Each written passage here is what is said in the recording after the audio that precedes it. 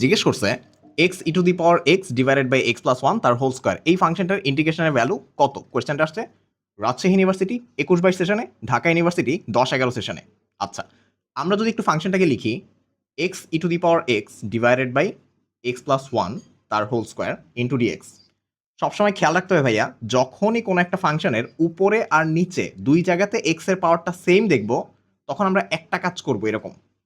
নিচের যে ফাংশনটা আছে সেটাকে উপরে ক্রিয়েট করার চেষ্টা করতে হবে। It means x plus one তার হোল স্কোয়ার, নিচে ফাংশনটা আছে এক্স প্লাস ওয়ান, এটাকে যদি উপরে ক্রিয়েট করার চেষ্টা করি, একটা এক্স তো ছিল, এক্স প্লাস ওয়ান দিলে মাইনাস দিয়ে ওয়ানকে এলিমিনেট করা যাচ্ছে ইন্টু ডিএক্স।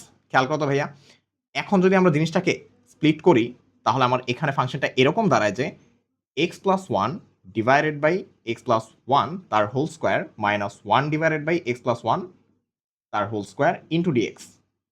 তাহলে এখানে একটা একটা এলিমিনেট হয়ে e to the power x one divided by x plus one থেকে যাচ্ছে minus one divided by x plus one তার হোল স্কোয়ার ইন্টু ডিএক্স থেকে যাচ্ছে।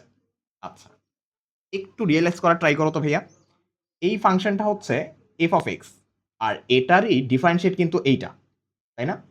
F of prime of x. আর আমরা এরকম একটা ফাংশন জেনে আসছি যে integration of e to the power x into কোনো একটা ফাংশন আর তার ডিফারেন্সিয়েশনের সমষ্টি যদি দেয়া থাকে ডিএক্স আকারে, তাহলে সেটার আউটপুট হবে e to the power x into যেই ফাংশনটাকে ডিফারেন্সিয়েট করলে আরেকটা পাওয়া যায়, যেই ফাংশনটাকে ডিফারেন্সিয়েট করলে আরেকটা পাওয়া যায়, plus C.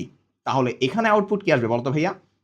E to the power x into এটাকে ডিফারেন্সিয়েট করলে যেহেতু এটা পাওয়া যাচ্ছে, তাহলে one divided by x plus one plus C.